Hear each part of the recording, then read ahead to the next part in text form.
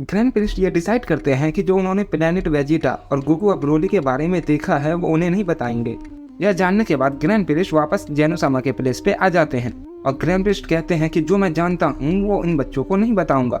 और इसके बाद गोकू से कहते हैं कि अगर तुम्हें ब्रोली से ज़्यादा ताकतवर बनना है तो तुम्हें बहुत ज़्यादा मेहनत करनी पड़ेगी।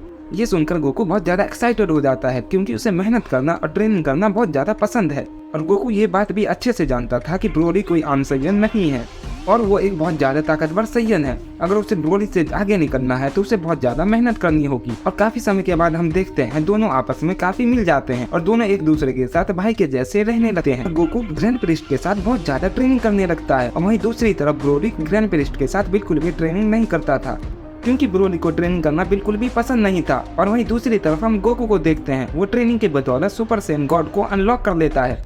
जेनोसामा गोकू के इस नए फॉर्म को देखकर काफी ज्यादा खुश हो जाते हैं। जेनोसामा ब्रोली को देखकर थोड़ा सा अपसेट हो जाते हैं क्योंकि वो ट्रेनिंग से बहुत भागता था और वहीं दूसरी तरफ गोकू बहुत ज्यादा ट्रेनिंग करता था। हम ग्रैंड प्रिस्ट को देखते हैं, वो ब्रोली की ताकत को देखना चाहते हैं लेकिन ब्रोली ट्रेनिंग करना ही नहीं चाहता था, इसीलिए वो ब्रोली की ताकत को नहीं देख पा रहे थे। ग्रैंड प्रिस्ट ये सोचने लग जाते हैं कि आखिर मुझे ब्रोली की ताकत को देखने के लिए क्या करना होगा। ग्रैंड प्रिस्ट सोचते हैं क्या मैं उसे प्लैनेट वेजिटा के बारे में बता दूं या नहीं, क्या पता ये जानकर ब्रोली के अंदर की पावर जाग जाए। इसके बाद ग्रैंड प्रिस्ट ब्रोली को अपने पास बुलाते हैं और कहते हैं मुझे तुमसे कुछ बात करनी है ब्रोली। ब्रोली कहता है क्या बात है ग्रैंड प्रिस्ट, क्या आपको नहीं दिखता मैं किसी प्लैनेट को देख रहा हूँ। इसके बाद ग्रैंड प्रिस्ट कहते हैं मैं तुम्हारे प्लैनेट के बारे में कुछ जानता हूँ, मैं काफ़ी पहले तुम्हारे प्लैनेट के पास गया था और मैंने वहाँ जाकर देखा तुम्हारा पूरा प्लैनेट डिस्ट्रॉय हो चुका है।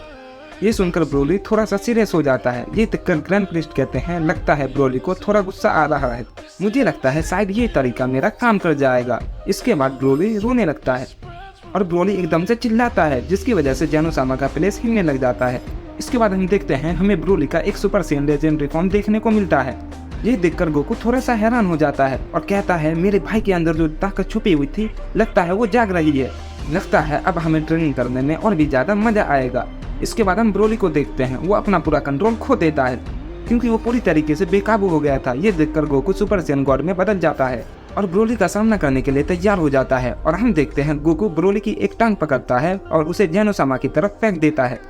इसके बाद हम देखते हैं जेनोसामा के गार्ड ब्रोली को पकड़ लेते हैं। ये देखकर गोकू जेनोसामा के गार्ड को कहता है मेरे भाई को छोड़ दो। ये देखकर जेनोसामा को बीच में आना पड़ता है और वो अपने गार्ड से कहते हैं ब्रोली को अभी के अभी छोड़ दो, ये मेरा ऑर्डर है। इसके बाद हम देखते हैं ब्रोली को वो गार्ड छोड़ देते हैं और तभी हम देखते हैं ब्रोली का गुस्सा शांत नहीं होता है, वो गोकू पे हमला कर देता है। लेकिन हम देखते हैं गोकू उसके हमले को बड़ी आसानी से टॉच कर रहा था।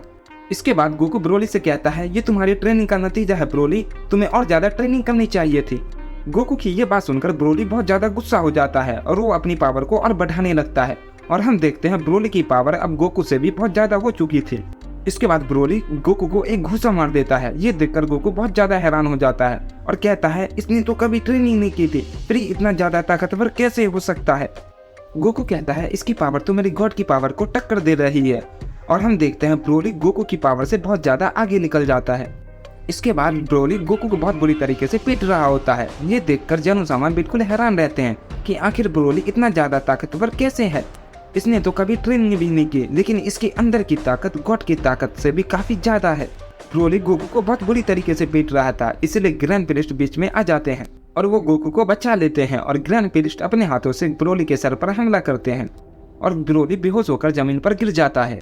इसके बाद ग्रैंड प्रिस्ट वो सारी बातें गोकू को बता देते हैं जो उसके प्लेनेट के साथ हुआ था, जो कि ग्रैंड प्रिस्ट की सबसे बड़ी भूल थी जो उन्हें नहीं करनी चाहिए थी। ग्रैंड प्रिस्ट गोकू को उसके माता पिता के बारे में बता देते हैं। गोकू को पता चल जाता है कि वो और उसके पेरेंट्स प्लैनेट वेजिटा से थे और जब प्लैनेट वेजिटा डिस्ट्रॉय हुआ तो उसके पेरेंट्स भी उन्हीं के साथ खत्म हो गए।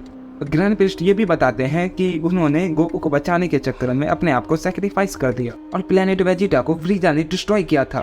हम गोकू को देखते हैं, उसे प्लैनेट वेजिटा के बारे में जानकर उतना दुख नहीं होता जितना अपने माता पिता को खोने का दुख होता है। इसके बाद गोकू बहुत ज्यादा गुस्सा हो जाता है और हम देखते हैं बहुत जोर से चिल्लाने लगता है। गोकू अपनी पावर को बहुत ज्यादा बढ़ाने लगता है। इससे पहले गोकू कुछ और करता, हम देखते हैं ग्रैंड प्रिस्ट बीच में आके उसे रोक देते हैं क्योंकि गोकू को अपने ऊपर काबू नहीं था और वो बेहोश होकर नीचे गिर जाता है। इसके बाद ग्रैंड प्रिस्ट कहते हैं कि मैंने तुमसे कहा था कि तुम्हें अपनी पावर को कंट्रोल करना होगा, मैंने तुम्हें पहले ही सिखा दिया था कि तुम्हें अपने इमोशन और फीलिंग्स पे कंट्रोल रखना होगा। कई बार ऐसा हो सकता है कि तुम्हें बहुत ज्यादा गुस्सा आए लेकिन तुम्हें हर हाल में अपने गुस्से पे काबू रखना होगा। अगर तुम ये नहीं कर पाते हो तो तुम बहुत सारे प्लेनेट को डिस्ट्रॉय कर दोगे, जिससे तुम्हें कुछ भी हासिल नहीं होगा। हम देखते हैं जेनोसामा ये सब कुछ देख रहे थे। वो ग्रैंड प्रिंस से कहते हैं शायद गोकू को थोड़ी और ट्रेनिंग की जरूरत है, उसे अभी बहुत कुछ सीखना है और उसे कई टेक्निक को मास्टर करनी है। अगर ग्रैंड प्रिंस तुम इसे नहीं सिखाओगे तो वो अकेले नहीं कर पाएगा। ग्रैंड प्रिंस कहते हैं जेनोसामा मुझे नहीं लगता कि मैं गोकू के गुस्से को काबू कर पाऊंगा।